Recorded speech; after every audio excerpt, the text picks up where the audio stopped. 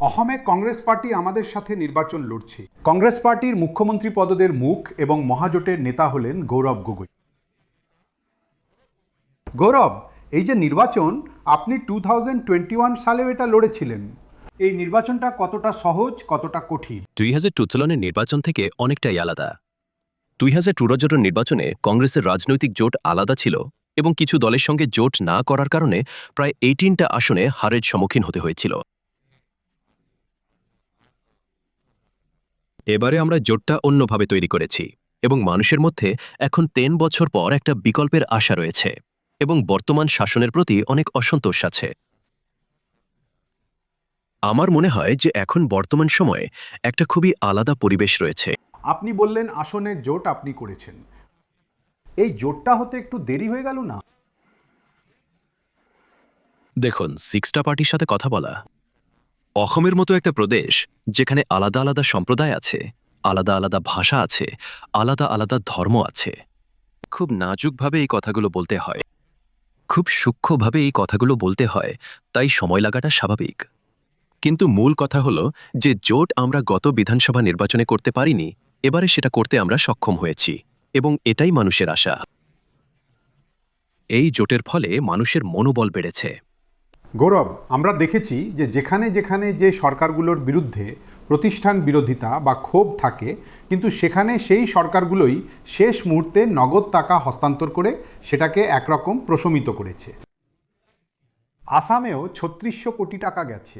আপনার কি মনে হয় এটা একটা বড় ফ্যাক্টর? আর আমরা দেখেছি যে ইনকামবেন্ট যেখানে যেখানে টাকা ট্রান্সফার করেছে তারাও পুনরায় নির্বাচিত হয়েছে। দেখুন, কোথাও কোথাও এমনও হয়েছে যে ইনকামবেন্টের সরকার বদলে গেছে। এটা এমন নয় যে ইনকামবেন্টের সরকার সবসময় ফিরে এসেছে, আর মানুষও রাজনৈতিকভাবে বেশ সক্রিয়। মানুষও এখন বুঝে গেছে যে এই সরকার শেষে এই স্কিমগুলো কেন আনছে, এবং মানুষ রাজনৈতিকভাবে সক্রিয় হওয়ার কারণে সরকারি সুবিধা, যার উপর তাদের হক আছে, তাদের অধিকার আছে, সেগুলি ন্যায্য। তো সেই সুবিধাগুলির লাভ ওঠানোর জন্য মানুষ সুবিধাগুলির লাভ ওঠায়ও এবং তারপর নিজেদের রাজনৈতিক বিবেক দিয়ে নিজেদের পছন্দের দলকে ভোটও দেয়।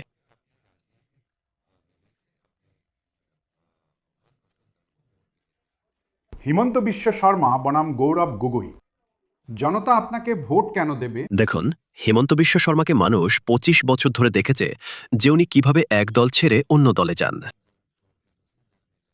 কিভাবে উনি নিজের ব্যক্তিগত ধন এবং সম্পত্তি বাড়িয়েছেন, উনি কিভাবে ভয় এবং হুমকির রাজনীতি করেন।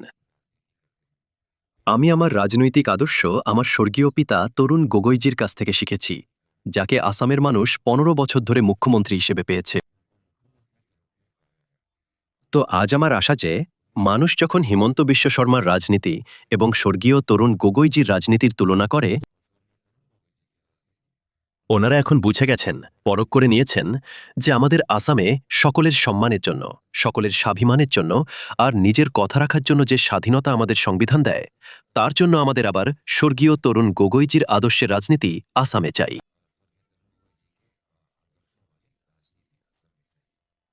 হিমন্ত বিশ্ব শর্মা আপনার উপর অনেক ব্যক্তিগত আক্রমণ করেন।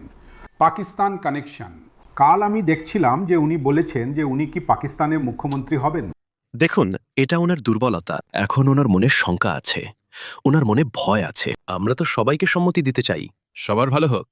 ওনার মনে শঙ্কা আছে, আশঙ্কা আছে, ভিত্তিহীন কথা বলা ওনার পরম্পরা। তো এই ধরনের কারণের জন্যই লোকেরা বোঝে যে মুখ্যমন্ত্রীর পদে বসা ব্যক্তি, ওনার কথায় ওজন থাকা উচিত, কথায় গাম্ভীর্য থাকা উচিত, আর তাই লোকেরা এখন ওনাকে মুখ্যমন্ত্রী পদের জন্য যোগ্য মনে করে না। কেন্দ্রীয় স্বরাষ্ট্রমন্ত্রী অমিত শাহজি বলেছেন যে উনি এলে অনুপ্রবেশ থামিয়ে দেবেন, বন্যার সমাধান করে দেবেন। 10 বছরে কত অনুপ্রবেশ আটকানো হয়েছে ওনার বলা উচিত। এর বিপরীতে ইউপিএর আমলে আমরা অবৈধভাবে বাংলাদেশ থেকে আসা লোকেদের বেশি ডিপোর্ট করেছি। বিজেপির তুলনায় ইউপিএর আমলে আমরা আসাম, বাংলাদেশ, ইন্ডিয়া, বাংলাদেশের বর্ডার ফেন্সিং বেশি করেছি। ইউপিএর আমলে আমরা এনআরসি প্রক্রিয়া করেছি, যাতে সমস্ত অবৈধ লোক যারা এসেছে তাদেরকে ধরা যায়।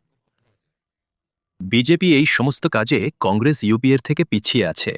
শুধু কথাবার্তার শোরগোল আমাদের থেকে বেশি। আপনার কি মনে হয় আপনি প্রচার প্রসার সেইভাবে করতে পারেন না? না, আমি মানুষের মধ্যে যে জনসমর্থন পেয়েছি আমি তার প্রতি কৃতজ্ঞ। 4ই মে কি হবে? 4ই মেতে একটা নতুন আসামের শুরু হবে। যে নতুন আসামে আমরা সবাই আবার একটা এমন সরকারকে দেখব যে সরকার গরিবদের জন্য কাজ করে, যুবকদের জন্য কাজ করে, আর যে স্বর্গীয় জুবিন গর্গকে মৃত্যুর ব্যাপারে ন্যায় প্রদান করবে।